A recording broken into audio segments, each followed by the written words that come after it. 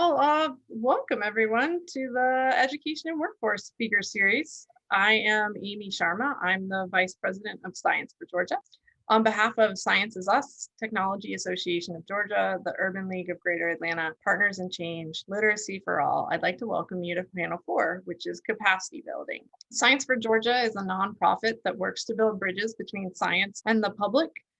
We take people on a journey from passive scientists and science learners to active science advocates. One way to do that is to present the many sides of an important issue, understand evidence-based solutions, and look for levers or changes that may have big impacts. Over the past few weeks, we've looked at various parts of the education and workforce pipeline, which starts at birth and ends at retirement. We've seen that several big levers for change include improving literacy and making sure kids are reading by third grade, improving the budget for pre-K and post-high school education, and increasing knowledge about pathways to the technical college system. Today, we're going to look at capacity building and the needed infrastructure to ensure that we have a robust education and workforce pipeline. The technical sector in Georgia accounts for 61% of its jobs. Right now, it's at a negative 3% unemployment rate, which I'm sure is actually higher if we did the numbers right now. And 6 out of 10 of these jobs don't actually require a bachelor's degree.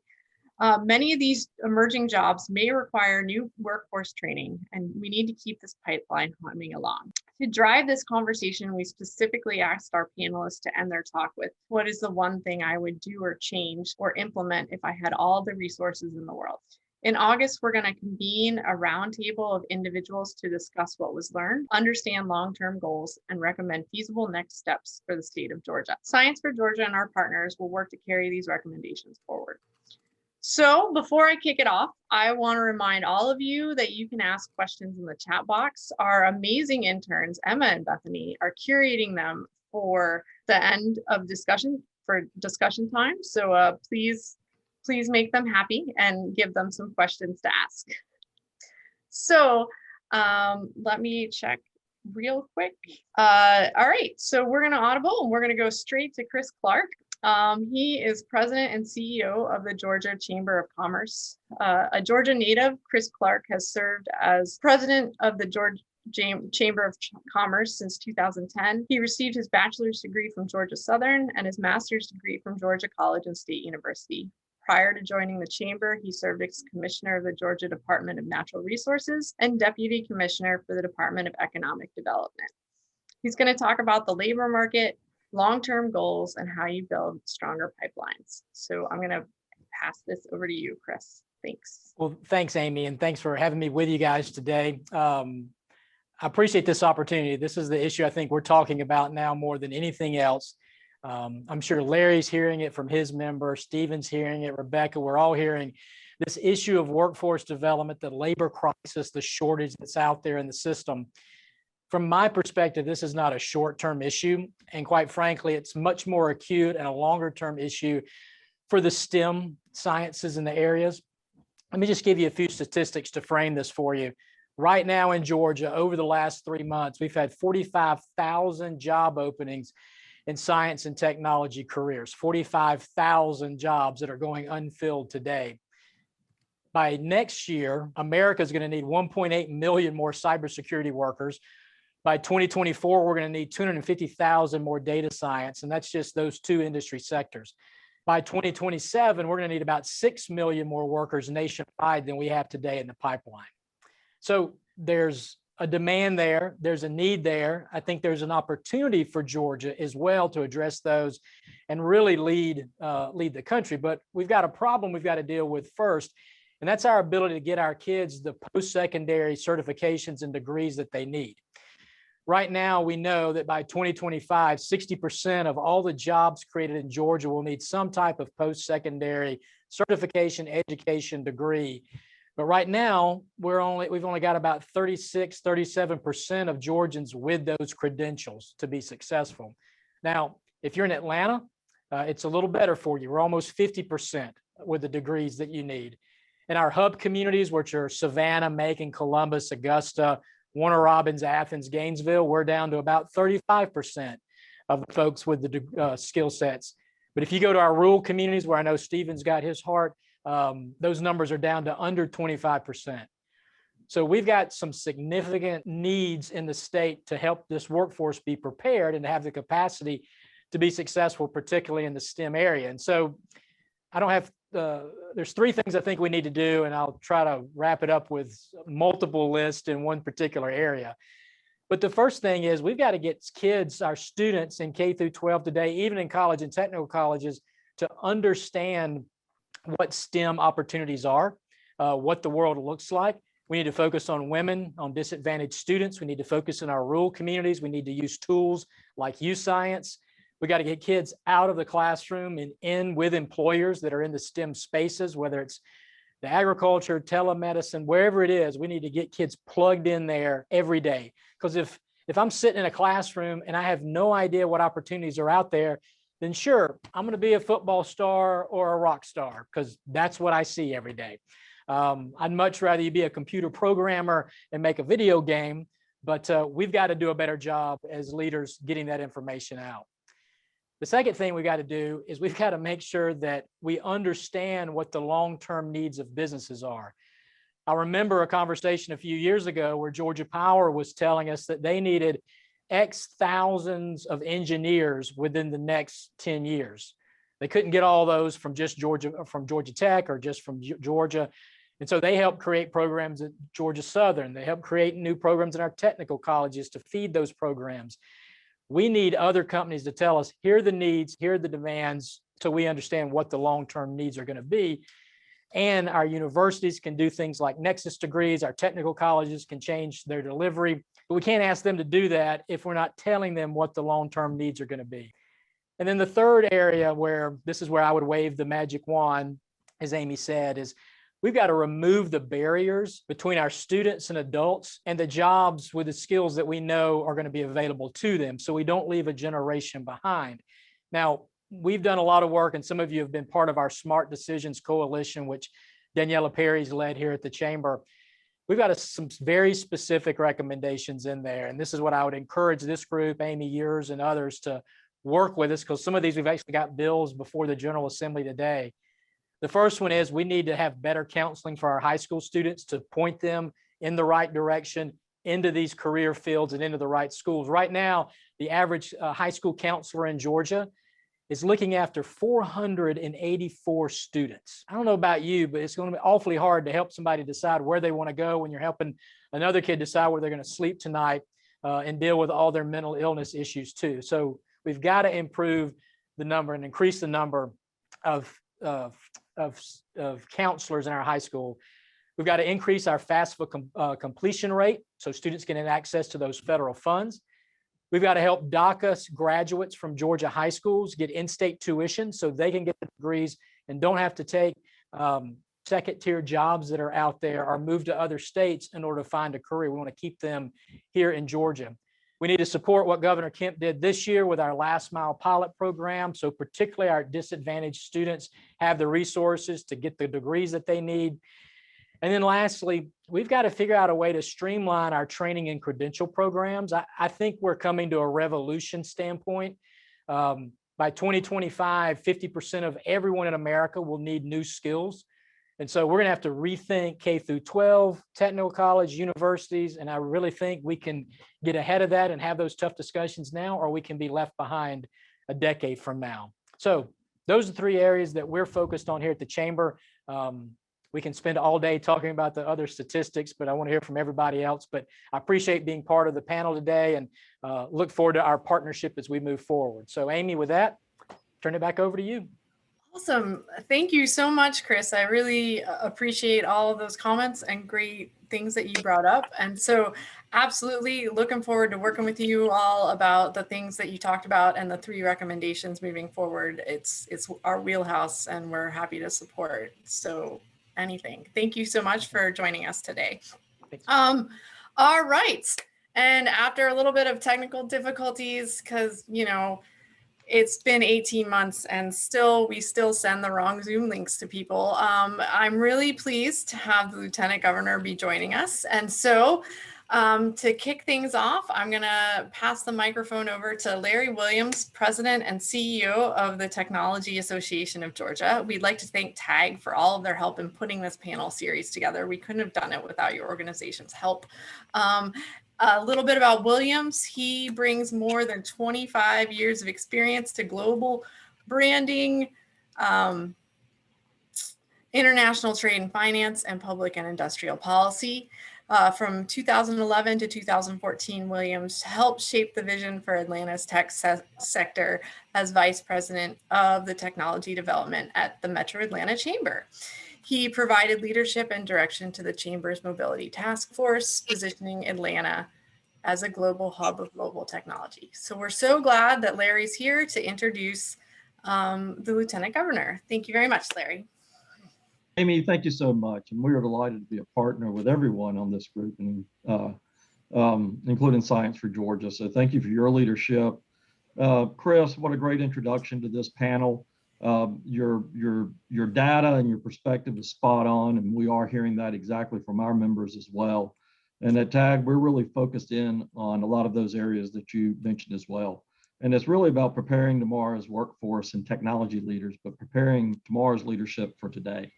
And we do have to look broad and deep. We are looking at the skills gap that we have and how do we accelerate that skills adoption. Not everybody needs a 4-year degree.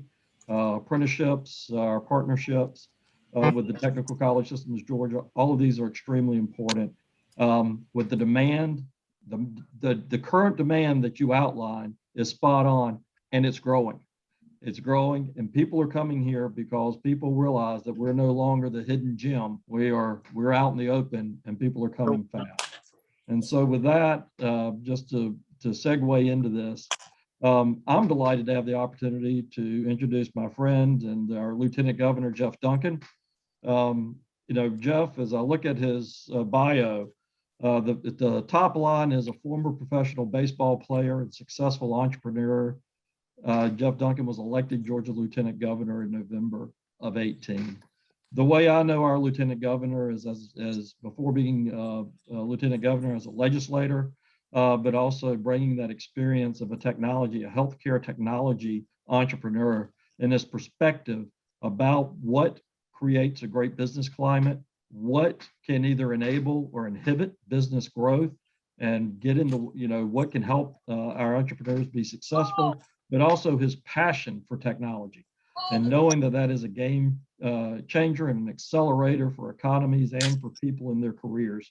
And so I've always enjoyed working with our Lieutenant Governor with his vision. And he's brought a couple of things as Lieutenant Governor that really are moving the needle for us, including this vision of making sure that Georgia is known as the technology capital of the East Coast. I think in a lot of ways we're there, but if you're at the top, there's always people firing at you. So you got to always make sure that you're continuing to work and make sure that you're there. And one of those key components of that vision to realize it is the Lieutenant Governor's Partnership for Inclusive Innovation. I'm delighted that he invited me to serve on that board, delighted to contribute, but it really is a goal of making sure that the great prosperity that we're seeing in Georgia is available and accessible and benefits all of the residents throughout our state. And whenever we talk about inclusion, it's about rural, it's about urban, it's about Black, it's about white, it's about the people, it's about gender. It is an inclusive ecosystem that the Lieutenant Governor is bringing together, again, to make sure that we're all plugged in to the great prosperity that we're experiencing in the state. And education and workforce is at the heart of what he believes and what he's been doing and what he's instructed us to do and move forward. So with that, Lieutenant Governor, looks like you're somewhere having a lot of fun and maybe getting back into some baseball if I'm reading the background right. But no, it's my pleasure to introduce you to this panel. Thanks, Larry, for that intro. And I want to thank you and TAG for being a part of so much of my career as a legislator and also as an entrepreneur. Certainly we're aligned. So let me explain what you got here. This is not a computer generated back screen. My middle son, Baylor, is 15 and he's playing in the 15U World Wood Bat World Series right now. And we're in the bracket. We're losing 1-0. So I was going to go to the car. It was too close to the game. He just hit a double and is on second base. So I'm actually going to move over here to the shade because I'm sweating so much. So thanks for your patience for letting me be dad and the lieutenant governor all in the same breath. But, look, when we talk about the technology capital of the East Coast, right, it's a big idea, right? Gosh, it's a heck of a marketing plan too, right? It's a great campaign slogan. But I think I caught a lot of people off guard when I used it on the campaign so often as an economic engine to drive our prosperity and growth here in Georgia. But then all of a sudden, when we showed up as the actual lieutenant governor and won the election, my team, including Mike Dudgeon, who's a very successful entrepreneur, and probably many of you know Mike, and he's such a big part of my life, and almost got hit with a foul ball.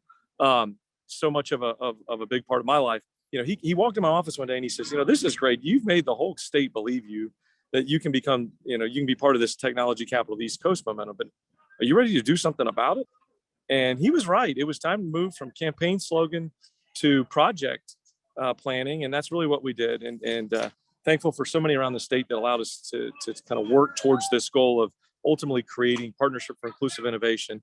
And I'll talk about that in a minute, but I want to talk about kind of what the initial steps are to becoming the technology capital of the East Coast. I mean, everybody on this call is so aware of how hard it is to be good at anything, right? How hard it is to be good in pricing one deal, or how hard it is to create a new product line or open up a new office or whatever. But to really transform an entire state, one that is catching up quickly but woefully behind in certain areas, is a difficult challenge.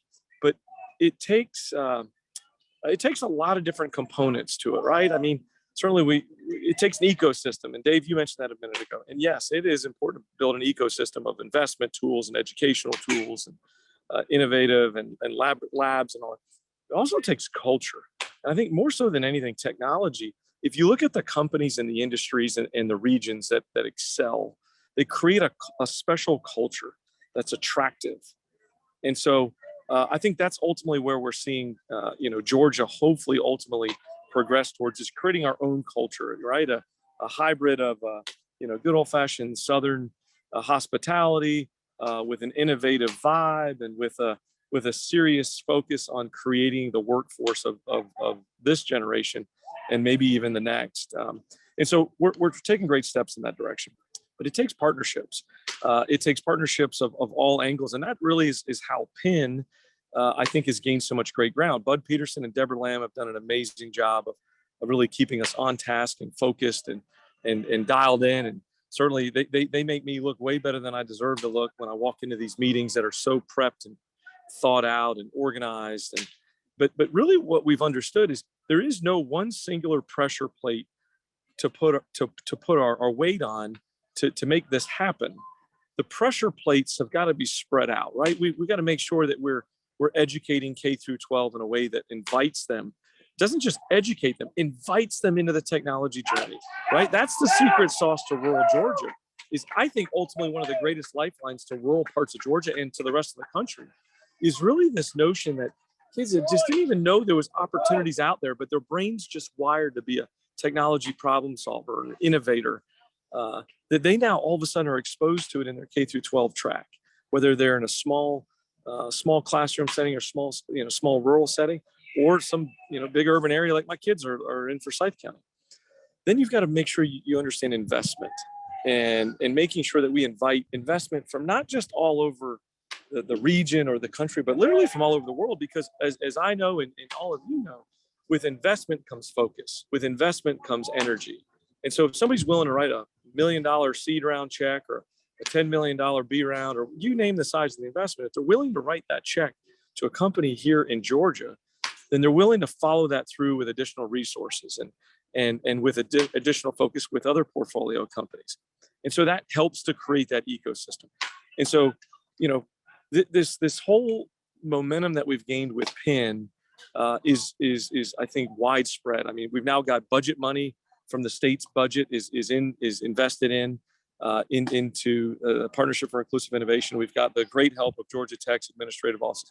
We got corporate partners, community partners. We've got people writing checks. I mean, this is just fascinating to watch. But the real glue to this, and Dave, you mentioned it a minute ago, is the word inclusive, right? And I want to make sure that we don't leave here thinking that the word inclusive is the singular focus.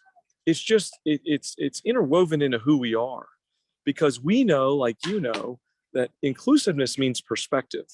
And whoever has the best perspective usually wins at the end of the day. And to me, the perspective in the inclusiveness, every day we additionally define the word inclusive, right?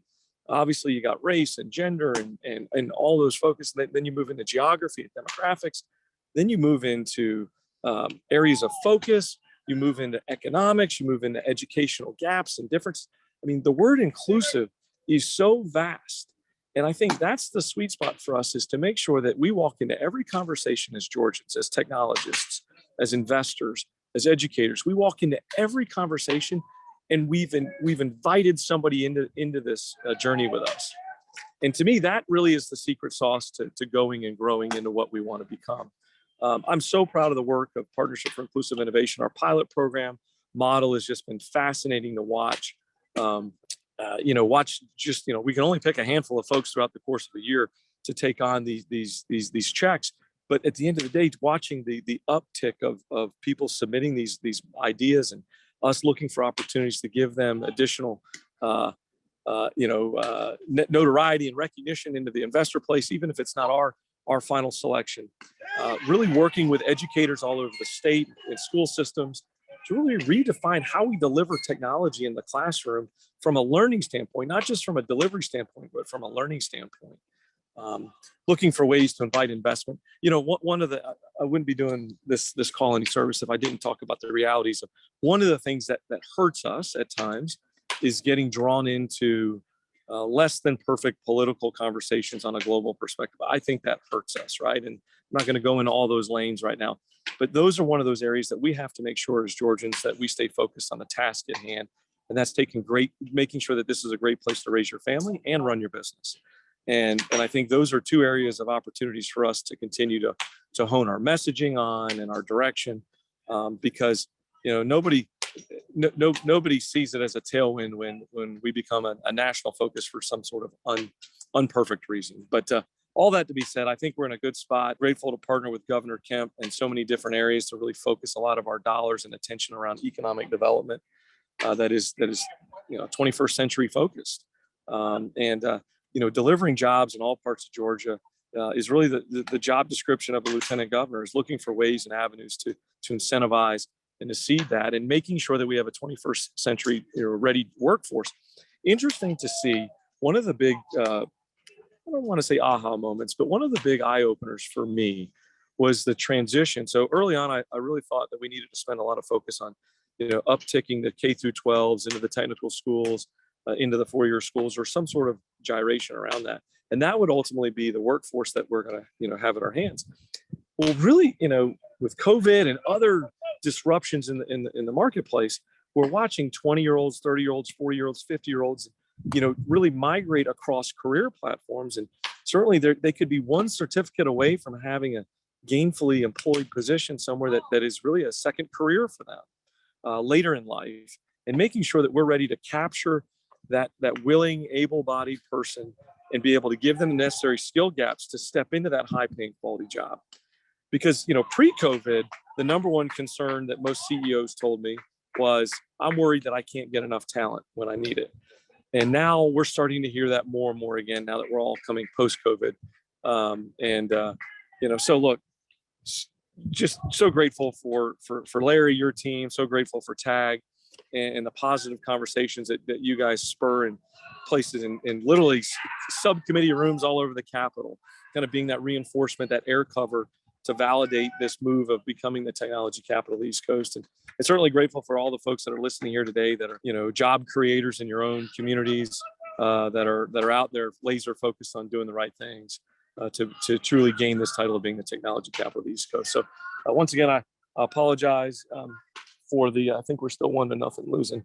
Apologize for the informal apparatus here, but grateful to spend some time with you here today. And good luck with the game. Thank you. Absolutely. We'd like to thank you for risking your life there with the potential for foul balls, right? So I hope that works out, and I hope your kid wins. So good luck to you today. We are super grateful that you could join us today. Thank you so much for taking the time out of your day to spend time with us and talk to us about turning Georgia into this technology capital on the East Coast. I think that's a really great thing. As a former startup person, I really like that you mentioned seed money and B round funding and all of those things, because that is hard to come by on the East Coast, whereas on California, you can just fall over yourself and get $10 million. So it's really great that you guys are doing that and focusing on that. So thank you very much for that. And hopefully we can get a great talent pipeline. Georgia's already got a really good talent pipeline, so we just need to improve it more. Right. Thank you. Awesome. So we're gonna continue on with our panel now, unless you have any. Okay, great. Hopefully his kid wins. That would be awesome. All right. So thanks everyone. I'm getting a reminder here from Bethany that if you have questions, please plop them in the chat or the Q&A, so that way we can get to them at the end of the speakers. All right. So our next speaker is Stephen Pruitt, PhD. He is the president of the Southern Regional Education Board. Before SREB, he was Kentucky's State Commissioner of Education. In Georgia, Pruitt has served as Science and Mathematics Program Manager, Director of Academic Standards, Associate State Superintendent for Assessment and Accountability, and Chief of Staff for the Georgia Department of Education. He also served as a board member to the Council of Chief State School Officers and President of the Council of State Science Supervisors. In addition, he was named to the National Research Council's Board on Science and Education and served on the National Academies of Science Committee on Conceptual Framework for the new science education standards. So Stephen's done a lot of really awesome things, and we are super glad that he is here with us today. He started his education career as a high school chemistry teacher in Fayette County. So that means we all know that he knows how to blow things up, which is all I learned in high school chemistry. So I hope that you did the same with your Bunsen burners. All right, awesome. I see the nodding. It's super great to have you with us today, Stephen. So I'm gonna let you have the floor. Thank you so much. Yeah, being a chemistry teacher was the best part. And actually, I feel bad. You talk about blowing things up. And for once, I don't have flash paper at my fingertips. Normally, I travel with flash paper because you can't get the chemistry out of the chemistry teacher, you know? But thank you for that. I should have warned you ahead of time. You didn't have to read that whole bio because it frankly sounds like I couldn't keep a job. But, you know, we do the best we can. So just so everybody knows a little bit, the Southern Regional Education Board, we are an interstate compact. And what that basically means is we're in the legislation of all 16 of our states. The governors of all those states are on our board. And we're sort of like when two states build a bridge over a body of water, they have to enter a congressionally approved interstate compact that they will provide access to the bridge and maintain the bridge. And we're sort of a metaphorical education bridge across our 16 states. So we are centered in Atlanta. I am born and bred. I've lived most of my life in Atlanta or in Georgia. And so it's great to be back in Georgia after spending some time away and to hopefully be a good part of this conversation. I'm going to share my screen because it makes it a little bit easier to talk through a couple of these items. I think if you can see the visual, hopefully you can see that. Yeah, we got it. It's up. Excellent, excellent. So the first thing, there's a couple of things you need to know. Now, what you've already heard from the Lieutenant Governor, who, by the way, I know he's not here anymore, but kudos to him for showing that we can work at high levels, but still be family. So congratulations and appreciation for him. But also what Chris shared, some of this stuff is going to be similar, but I think that may be the point. The fact that we are all seeing these same things, it's time for us to make some change. Here's the first thing we've got to recognize, that in Georgia, we are headed toward, just like the rest of the country, that for the first time in 2030, we're going to see more age-dependent individuals than we do working age. So for every 52 age-dependent, that means people below 18 and above 65, we're going to have more of, below 25 and above 65.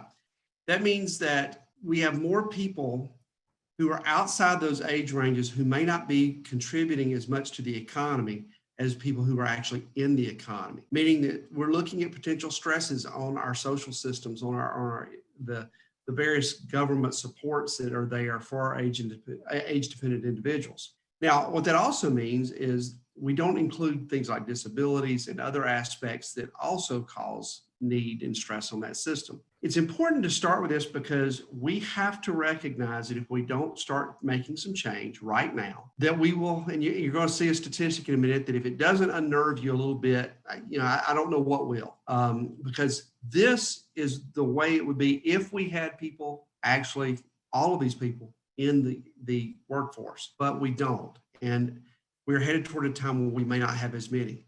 SREB has put out a couple of big publications around our work on education and workforce, and these two documents are available on our website.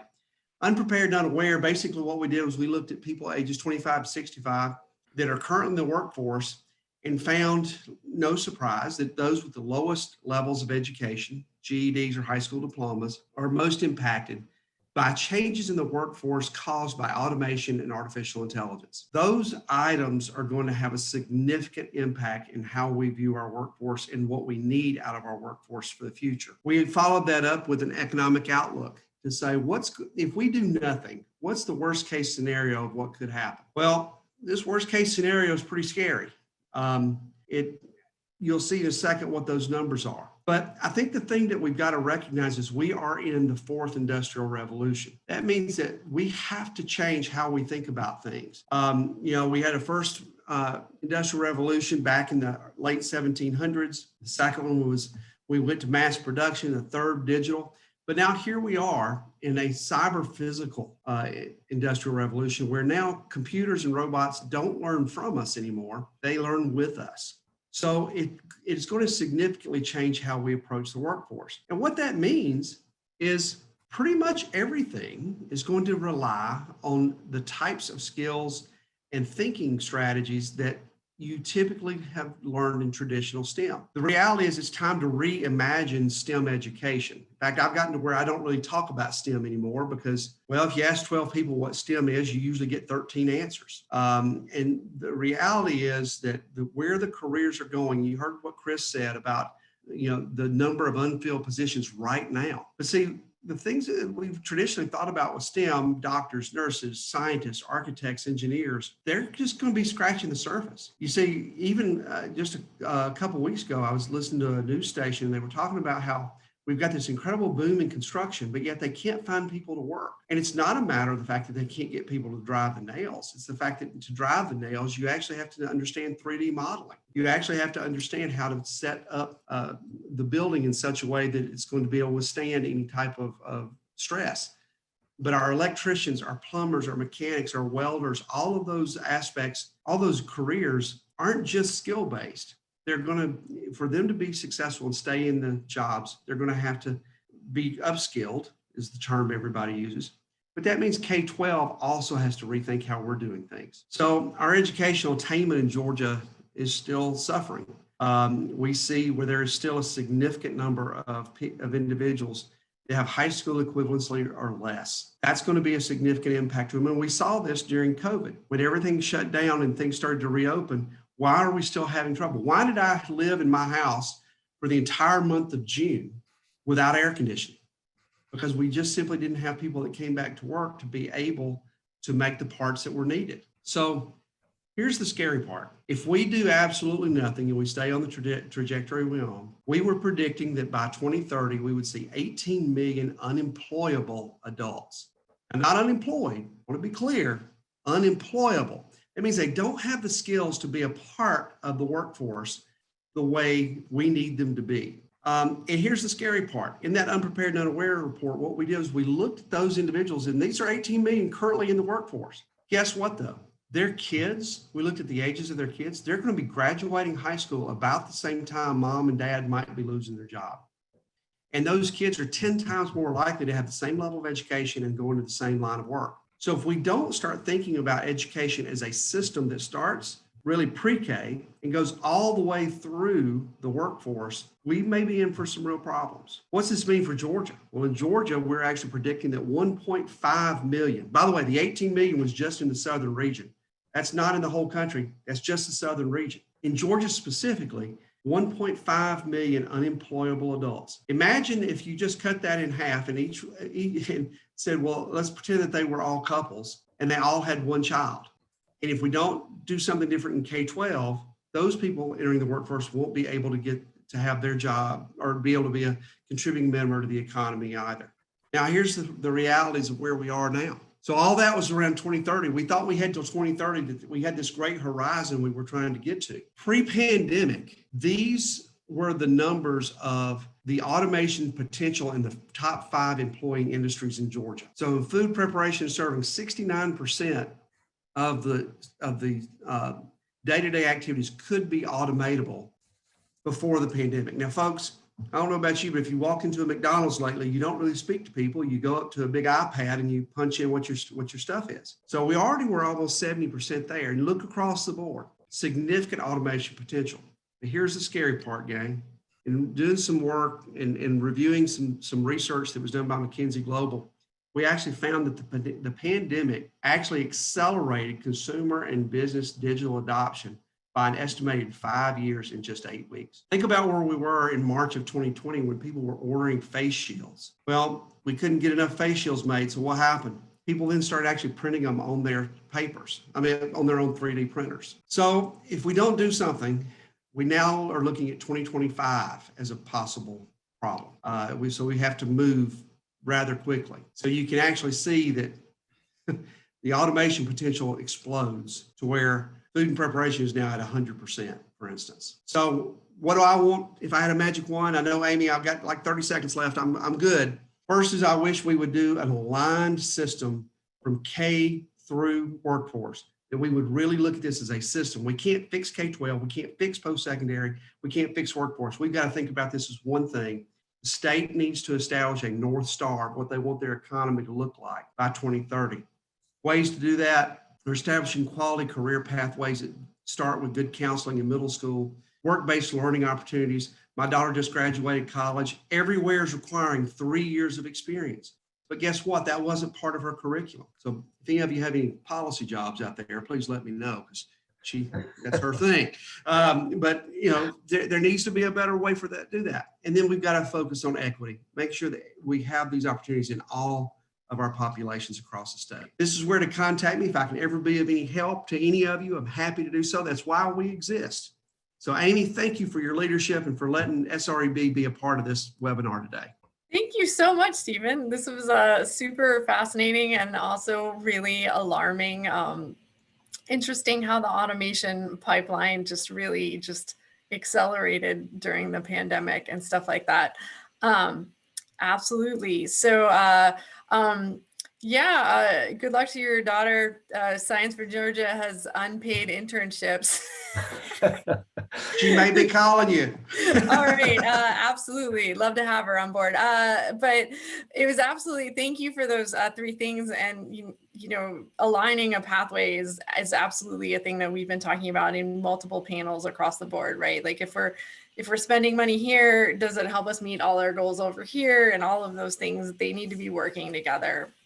And we need to remember that we're doing literacy, not just to read in 3rd grade, but doing literacy so they can eventually get a job. Right. Like it's cool to be reading by 3rd grade, but that's just so that way you can then apply when you have to go back and get upskilled. You need to be able to read to learn, right? So that's right. Right. That is exactly why we're excited about literacy and want to get it done. So that way, when you need to retrain, you can go in there and learn it from multiple methods. So awesome. Thank you so much for this. Cool. Our next speaker is Professor Lawrence Baines. He is the Director of Teacher Education at Berry College. Baines' research focuses on adolescent literacy, teacher preparation, and public-private partnerships. He is a former public teacher who has worked in over 400 schools. So Stephen's lack of working, right? So Baines has now beat him with the number of places he has worked. He has contributed to curricular standards in 4 states and has worked as a consultant for StudySync, Pearson, and other organizations. So we're excited to have you here today, Professor Baines, and please take it away. Everybody hear me okay?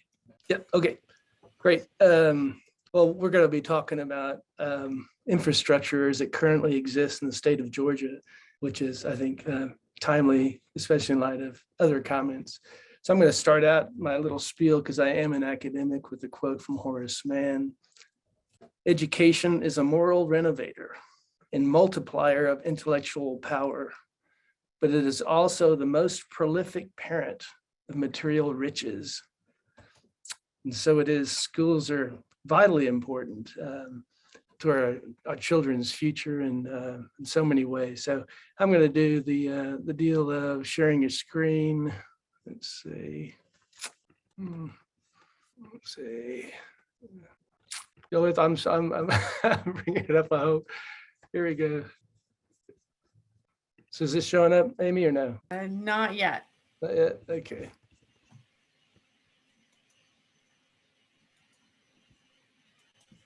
I guess I should have done the test thing. I do have your slides here if you'd like me to run them. Yeah, why don't you just go ahead and throw the slide up there. Okay. Give me 2 seconds here. Sure.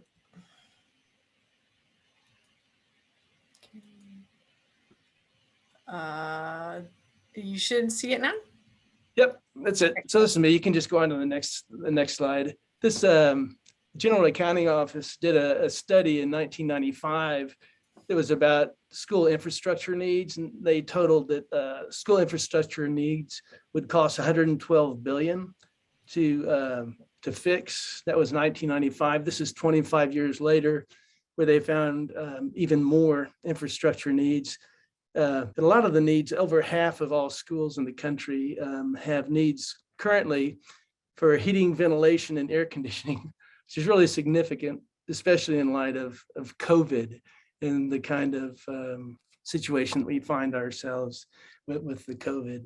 So we've got this massive infrastructure needs as far as just the physical buildings are concerned and the infrastructure.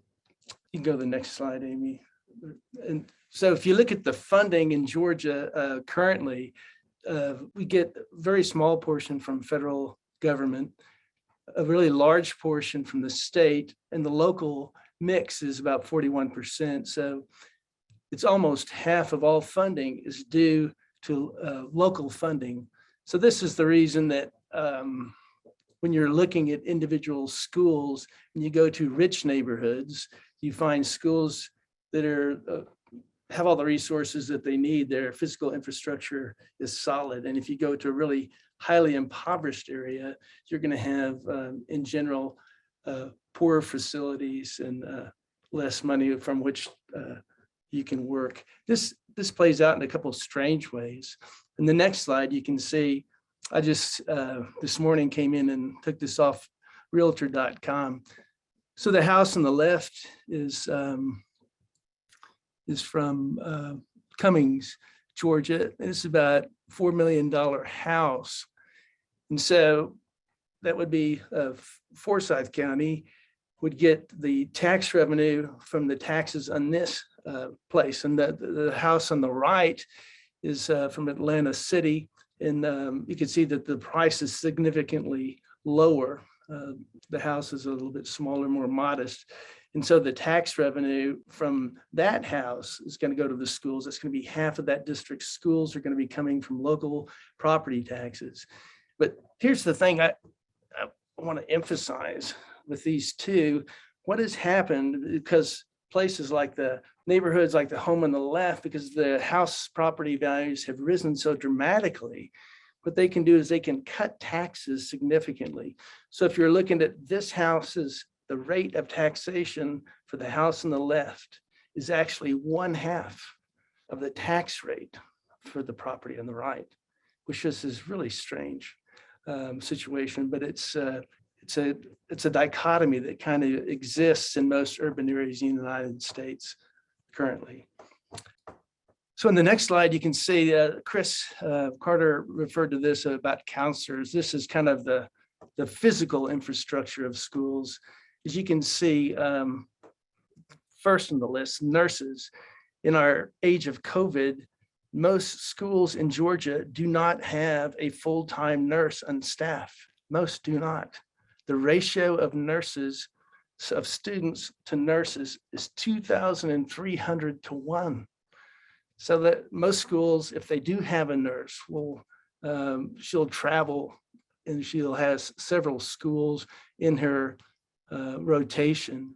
But sometimes she'll only be like at one elementary school in Tuesday afternoons, and then Wednesday she'll spend a half day at the high school. It goes like that. So the ratios are very large. And the recommendation is obviously one full-time nurse per school, because if your kid gets sick in school, if your kid needs to have administer drugs, if the nurse is not there, then it's going to be the receptionist who is not trained personnel to do all those sorts of things. It's not a good situation. If you get librarians, it's almost 1,000 to 1, meaning 1,000 students for one librarian. Increasingly, we've gotten away from certified librarians, and we're hiring teachers' aides and parents to be part-time librarians. The recommendation is for at least one full-time librarian. Counselors, as Chris Carter was talking about, he had a 480 to 1 ratio. This is 450 to 1. Recommendation is at least one counselor for every 200 students. In the next slide, you can see I've got a map of counselors in Georgia. Red means the ratio is 500 kids to 1 or higher. See all the red in the state? And I've even found one that was gray there. That's Taliaferro County has 0 counselors in their schools. Counselors, again, if your kid has any kind of difficulty with school, if they have special needs, if your kid wants to go to college or get a job, a counselor is very useful to have. So these ratios are astronomically high.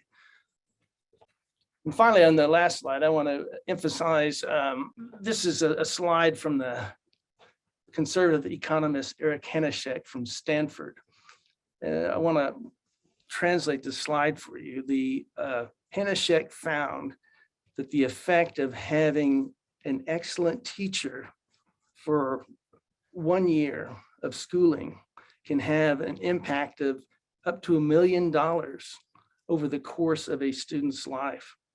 And the flip side of that, if a kid gets a really bad teacher in the bottom 10%, that could actually impair future earnings by $1 million. We have a $2 million disparity between a highly effective teacher and then the competent teacher. So that's my last slide, but I'll finish up with just some comments about that.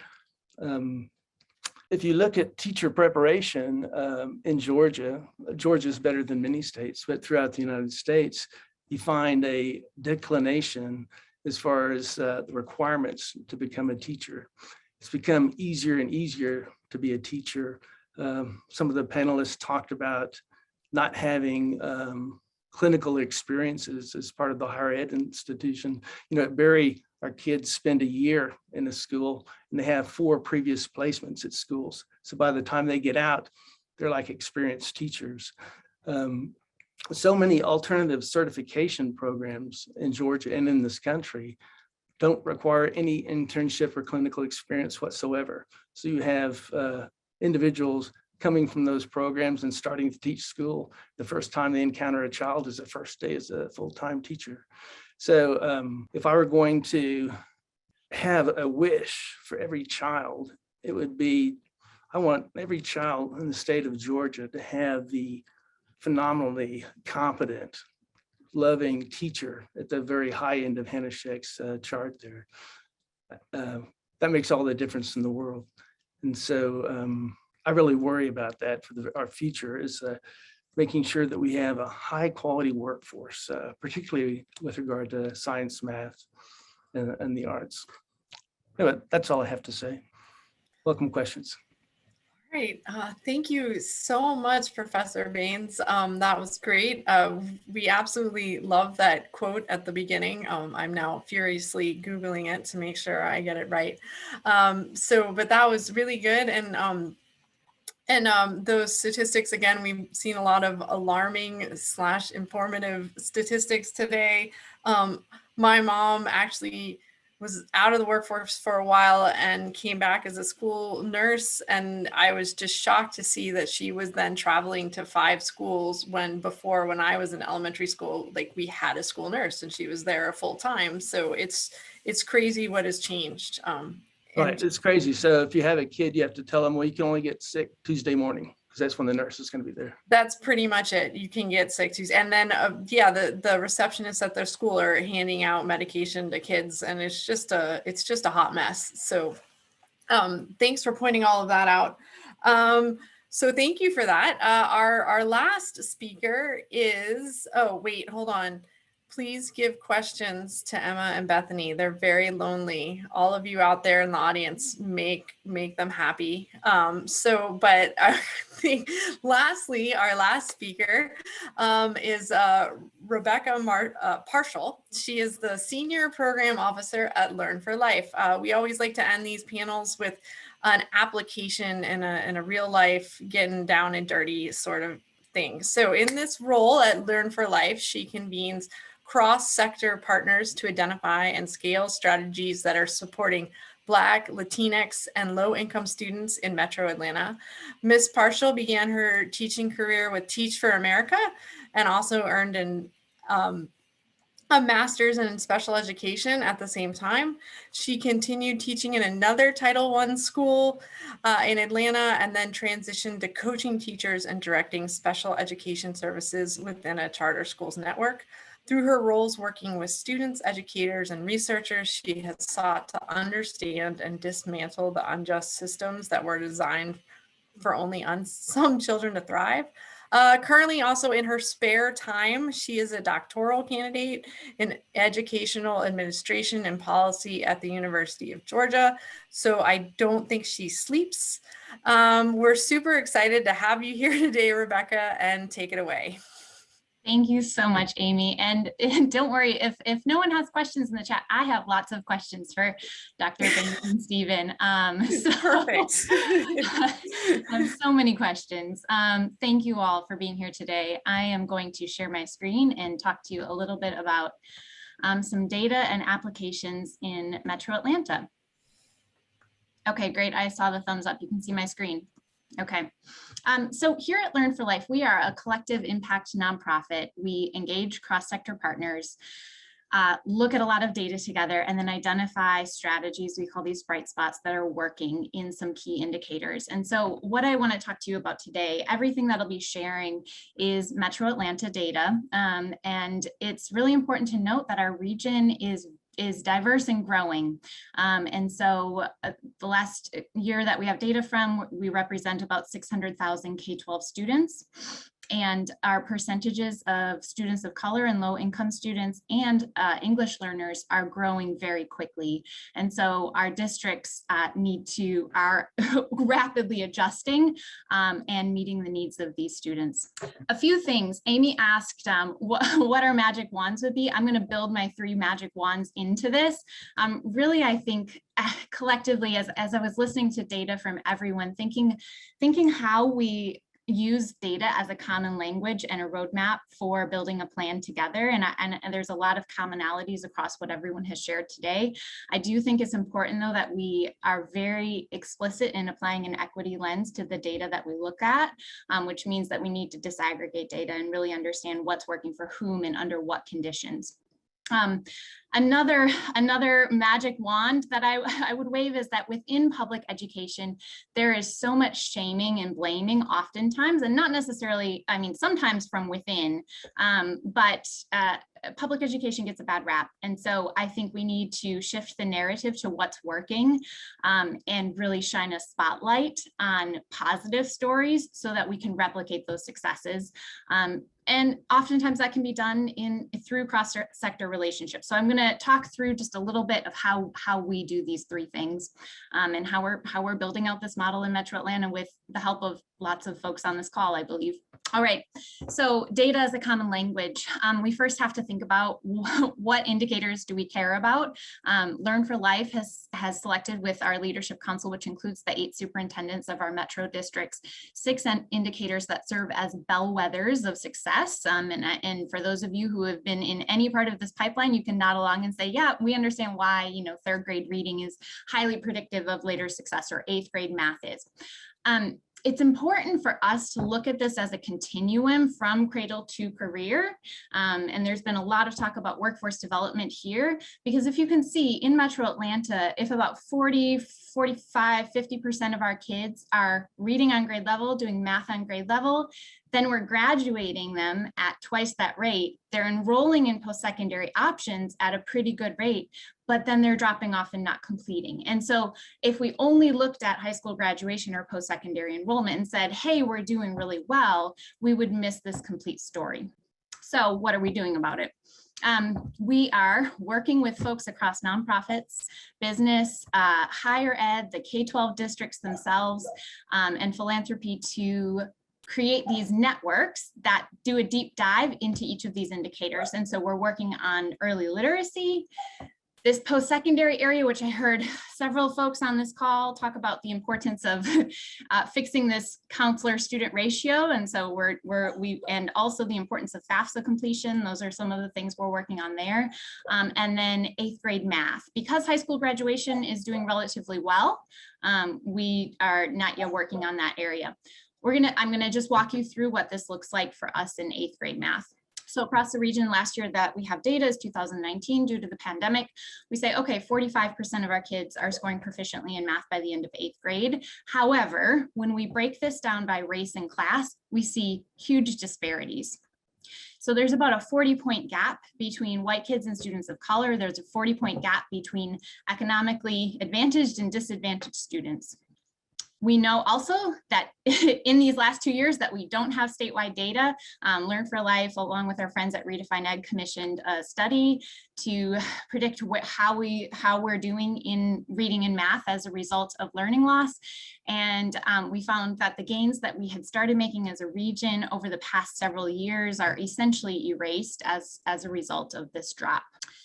So, to put some kind of discipline to identifying strategies that are working, we look at the research factors. My professors on the call will appreciate this. What are the research factors that predict whether a student will be proficient in math by the end of 8th grade? Our network then narrows these down to a handful that we can put our hands on and do something about, and that we believe are highly impactful in students. We recognize that in the case of 8th grade math, racial expectations is a common thread throughout all of these. And so we identified 3 and recognize that race matters.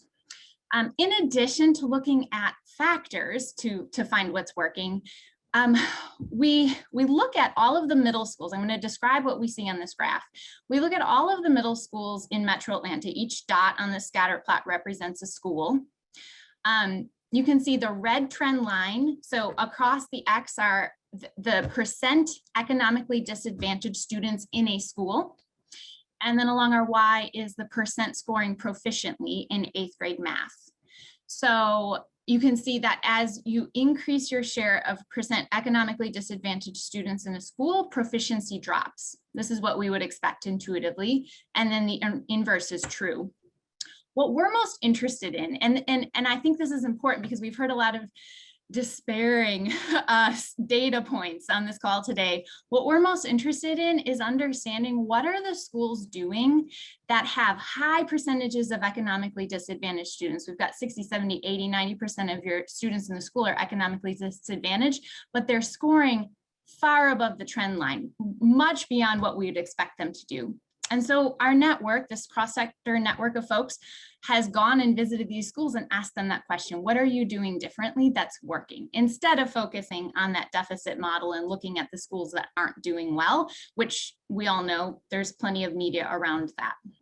What we do is we combine those 2 things, the factor analysis and the excellent school visits, and we get a list of strategies. Folks say, we're doing this, we're doing that. And then we really do a deep dive into those to look at outcomes, and we identify what we call bright spots. So in the case of 8th grade math, we did this just before the pandemic and identified there's actually, the science folks on this call are going to appreciate this.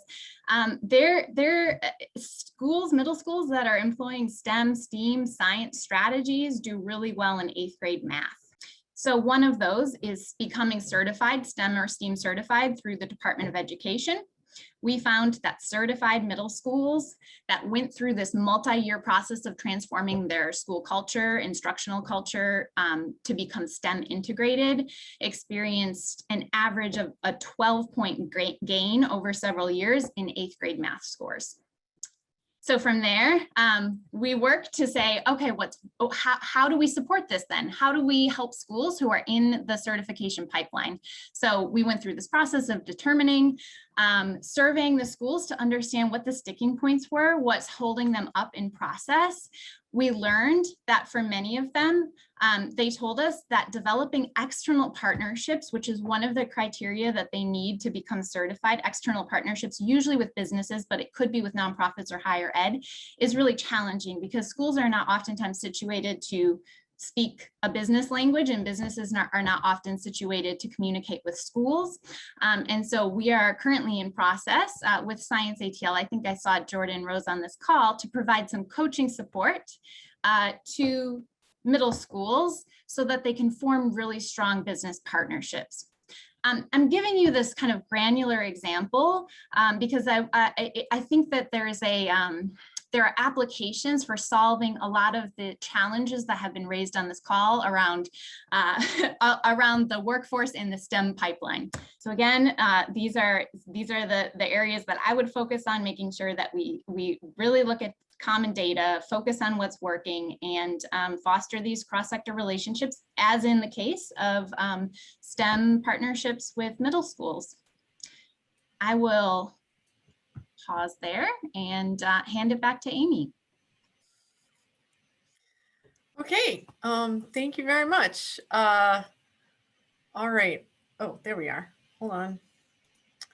Okay, awesome. Thank you so much, Rebecca. That was awesome. I had a little bit of post-traumatic stress there because I saw your multivariate analysis and like flashback to grad school. I was like, oh gosh, right? But that is so great. Our interns are totally nerding out right now on all of your statistics, and they were so excited to see them. But also just, I think it's great that you're looking at all these trend lines and then you're focusing on what works, right? And then how to replicate that. I think that's a great example. We can always count on people to find the things that aren't working and complain about them. And so it's really good to then look at the things that are working and get them ready to go. So thank you for that.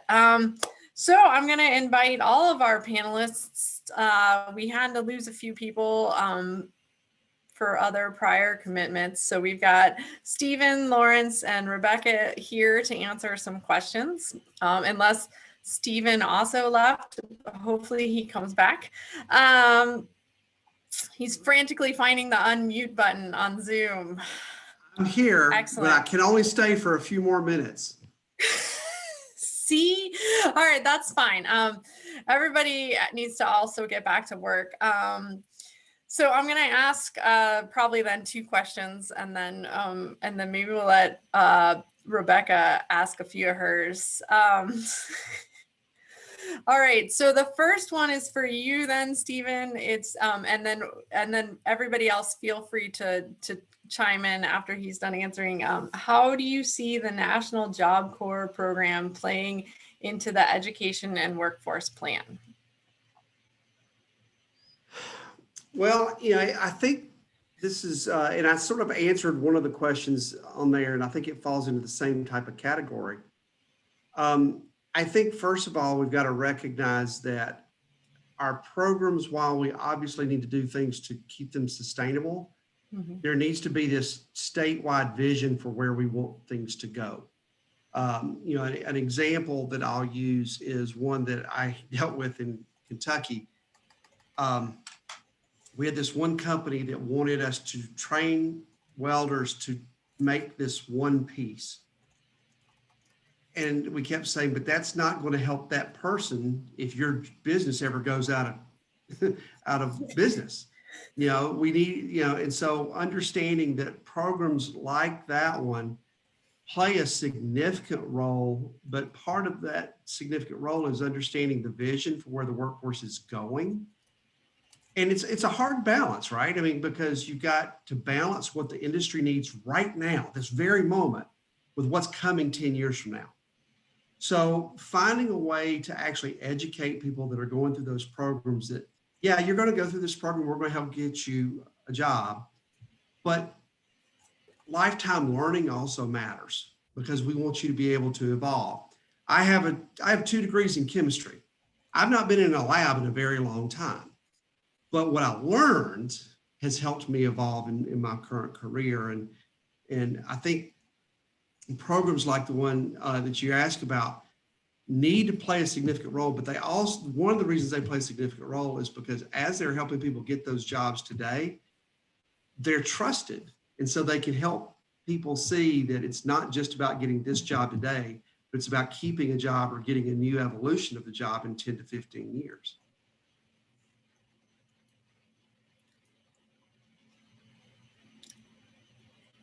All right, Lawrence or Rebecca?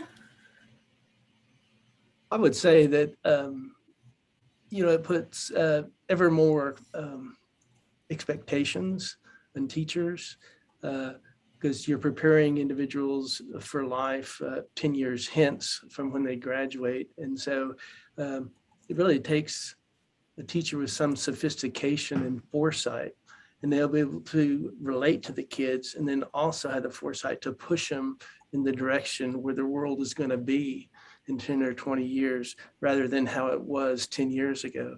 So just seems to me we expect more and more of teachers, and sometimes we expect more and more of schools, yet we don't address some of the fundamental infrastructure needs that we discussed here about counselors, nurses, librarians, media specialists.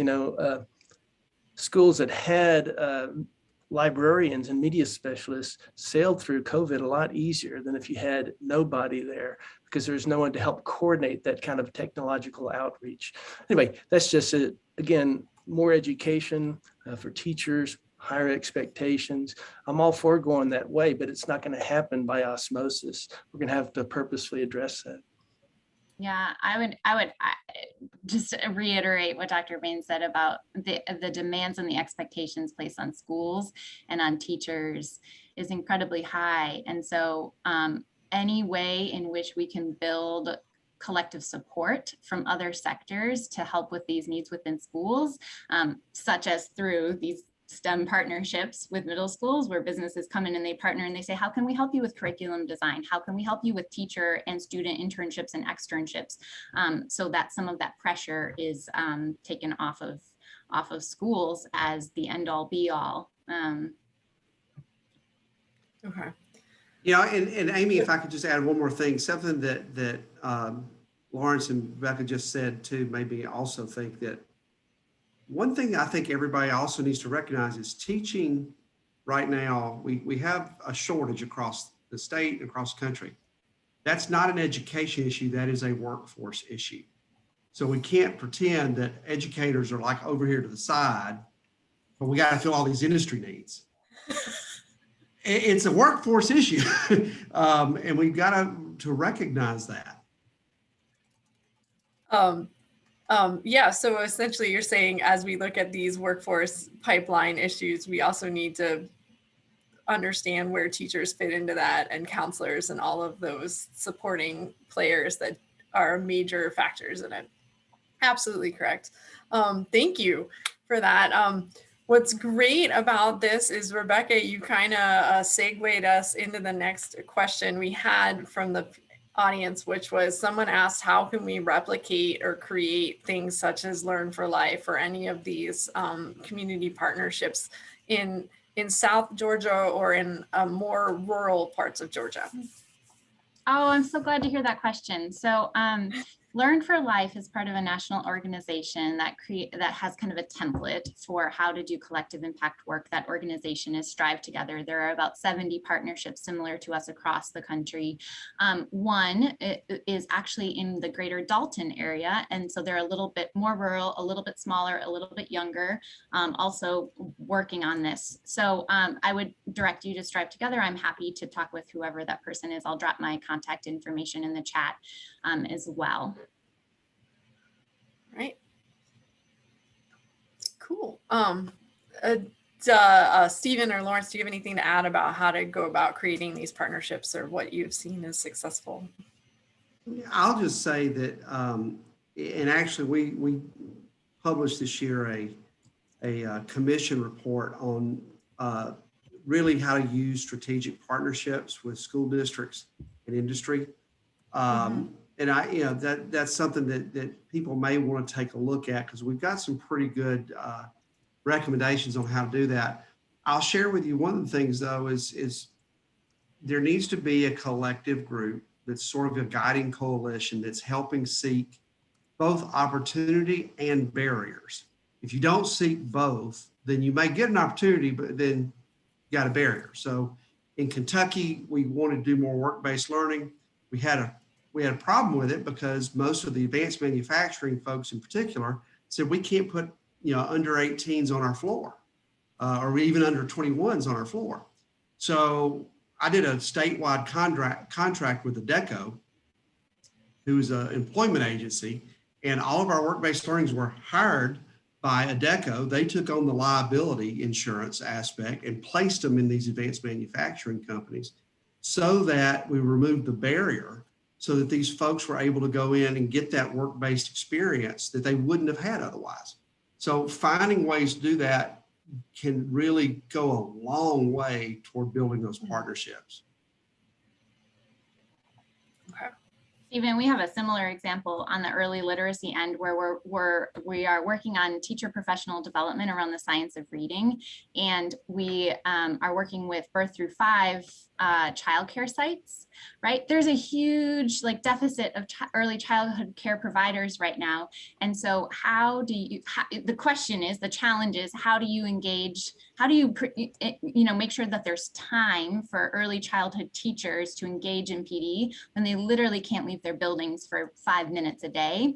And so I think that these cross-sector partnerships, there is an issue around addressing some policy issues, but then there's also these cross-sector partnerships that can help it. So we're partnering with a local university to say, hey, you have college students in your programs who can serve as subs, and this cultivates the pipeline. Wow. Okay. I had to write that down before I forgot it. I thought that's fascinating that you guys are looking at just very practical solutions, like, hey, we could get some college students in there and they can get some practical experience, and then the actual child care people can step out and do some professional development. Like, what a great, amazing thing. And yeah, absolutely. It always takes people looking at kind of those last mile barriers, like, oh, we can get the kids in there. Oh, wait, we can't, because they're 16, right? Like just looking at the practical developments of those things. All right, we're gonna go with this question now. This is for you, Professor Baines. How can we go about keeping student resources updated, like textbooks and curriculums and all this stuff, when, I think we all pointed out the funding's a little short in most places? Well, it's one of those things. When I was working at a school recently in a rural area, and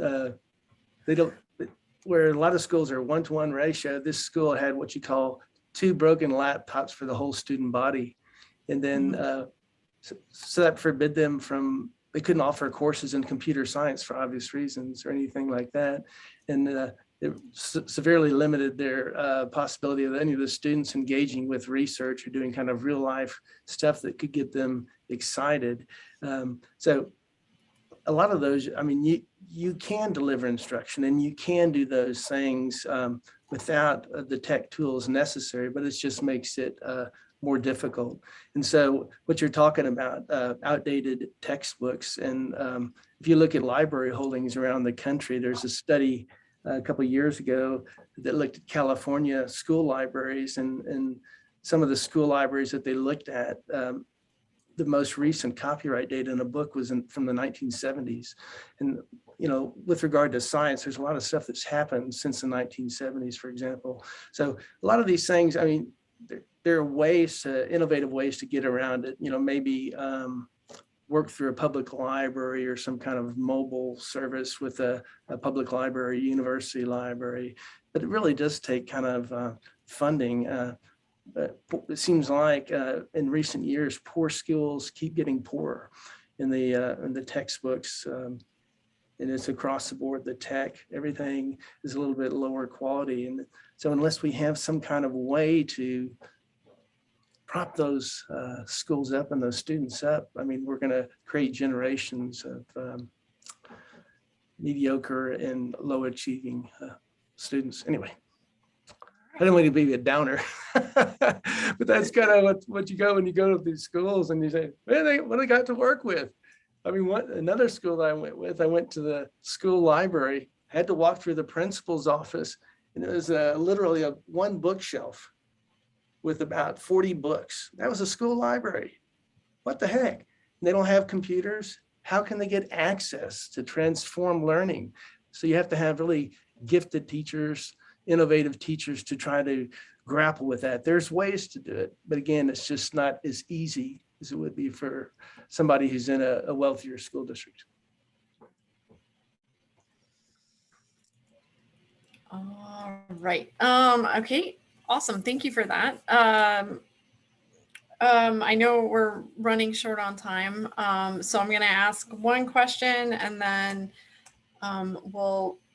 and as you guys answer this one question, you know, I'm going to ask you for final thoughts. So be thinking about that so I don't catch you off guard with that one. But this last question that I had is kind of relevant, but how can we make education more real world for students so that they can see the connection between the classroom and the world they want to have? This came up multiple times and you guys brought this up in multiple ways. So what do you think are some things that we should be doing? Well, go for it. Everyone. Yeah. There's a lot of ways just for practical application of what's learned in the classroom. I think oftentimes teachers, when I go and visit schools, they feel at times hamstrung by kind of the standards and testing movement, whereas they won't necessarily move to application if it's not going to be tested on the state test, because the state test has a bearing in the school's reputation, their proficiency as a teacher, and those kinds of things. So I think that even though they were well-intentioned to make sure students have these kind of level of competencies, that oftentimes that they'll kind of work against practical application of a lot of things. And really practical application is where so much rich learning happens. I can't imagine like chemistry, right? Chemistry, but no labs, okay? No, you got to have chemistry in labs. You got to apply it, but it's messier like that. And you usually don't have tests that are performance based in chemistry. You would have written multiple choice Scantron tests. Yeah, I think, there are lots of practical applications for how to make this more real world. But I think like if I step back into my classroom role, right, and I put that hat on, my philosophical answer to this question is adults need to trust children and give up some of the control, because I think in the schools where we have the most dull learning experiences, it's because the adults are fixated on behavior management, as opposed to experiential, curious learning. And so if and this oftentimes falls along race and class lines. So when we talk about school to prison pipeline, like there's a very clear difference in the types of school experiences that children have. And so I think just from a hearts and minds a way to, how do we get kids more involved in learning? We have to trust them. We have to like release some of the silent walk in straight lines. You're not leaving the classroom without asking permission. You know, like there has to be kind of a philosophical shift in how we think about who's teaching and who's learning, and what those experiences look like. That may be a more controversial way of answering that question, but it's about trusting kids. Okay. And on my end, you know, the last decade, I mean, a framework for K-12 science education was published a year ago this month. And, you know, I played a big role in that and in the subsequent development of the next generation science standards. And the whole point of all those were to release those hamstrung teachers, as Lawrence talked about, because the whole intent of that was to actually teach using phenomena and using problems. I mean, as a chemistry teacher, you know, one of the things that was hard for me during the development of NGSS was I had people come up and say, well, there's no chemistry. And I'd say, well, name something that's not there. And they'd say, well, I don't see ionic compounds. I'm like, okay, so you're looking for a word. You're not looking for the concept, which is actually energy, forces, matter. You know, you can still do atoms, and you should, but there was this deeper understanding that's required on the part of our teachers that helped get to this big idea that really continues to help them be curious, wanting them to be more exploratory. But also our teachers need support because a lot of our teachers went straight into teaching. They didn't go through industry. I watched my wife, who was a pharmacist for 28 years, teach high school physics. Her use of phenomena is very different because she lived it. My son worked at the zoo. He's an evolutionary biologist. He now teaches high school biology. Very different way of approaching phenomena and problem-based learning. And so if we did better support of helping our teachers see how to connect phenomena and problem solving with future career options, and we did a better job of providing more counselors starting in middle school to help kids even see what careers are out there, I think we can make it more real world. The problem is, I think we've been trying to make it real world for a long time, but we make it artificial because we haven't supported our teachers who haven't lived in that industry to be able to make that connection. Awesome.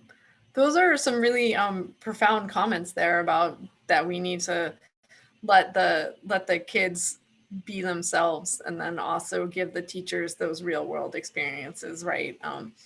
I think I went back to school after being in the real world for a couple of years, and I could definitely say that those in the program with me that had also been in the real world for a few years definitely approached grad school in a much different way. And you can see how that kind of would trickle out down into teachers thinking about things differently if they had also been in industry or worked in a lab or something like that. So perfect. Okay, so we're going to wrap this up because we're going to let our esteemed panelists get back to their real lives. But I'm gonna put you all on the spot to give us parting words of wisdom.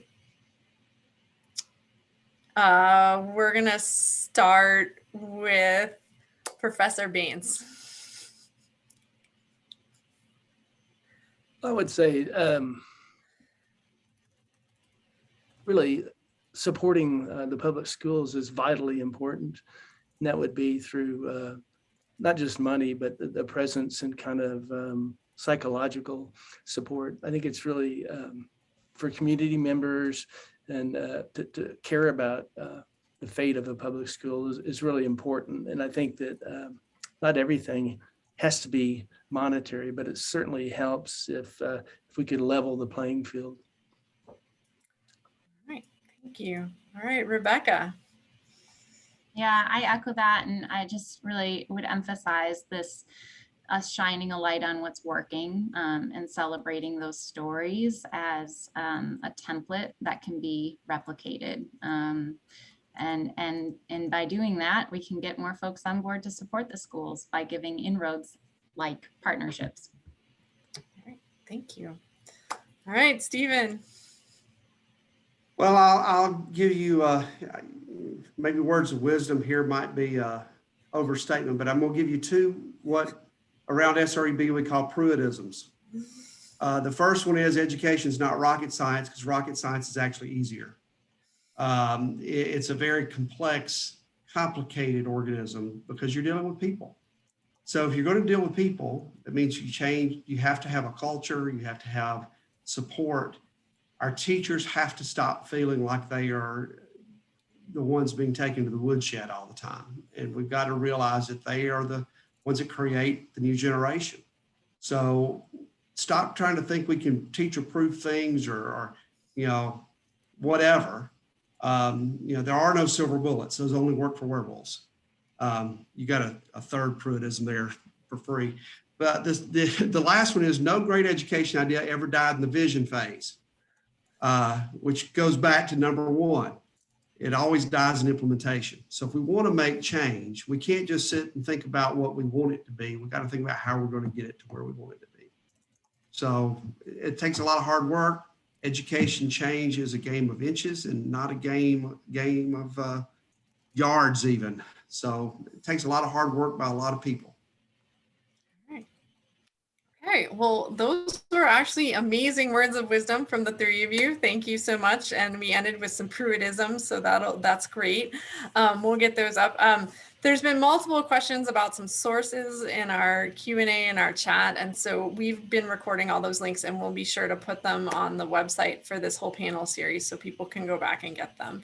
I would like to thank all of our panelists for taking time out of their day to come speak with us and share these wonderful ideas. I think we've really been looking at some very hard things over the past couple weeks and the past couple panels. And I think all of these have just been outstanding ideas that will take us forward. And you're absolutely right, Stephen, that it is a game of inches, right? If we can start with relentless incrementalism and shine lights on things that are working, we can make some forward progress. So on behalf of all of our sponsors and everyone else, I'd like to thank you all for your participation. Thank you for attending, audience, and everyone have a great day. Bye.